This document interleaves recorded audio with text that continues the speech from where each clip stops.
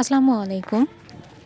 আজকে আমি আমার বেস্ট ফ্রেন্ডকে নিয়ে আমার একটা অনেক বড় একটা স্বপ্ন পূরণ করতে যাচ্ছি।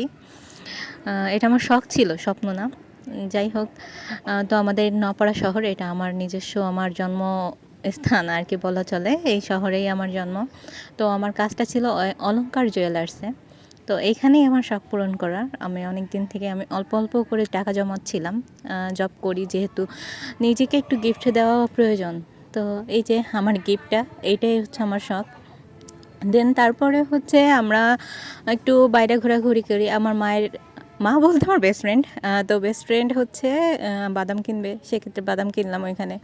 আর এটাই হচ্ছে গিয়া এই রেল লাইনের পাশে অনেক ছোট ছোট দোকান বসে, যেগুলোতে খুব অল্প প্রাইসে অনেক কিছু কিনতে পাওয়া যায়। তারপরে হচ্ছে গিয়া আমরা চটপটি খাইলাম দুইজনে।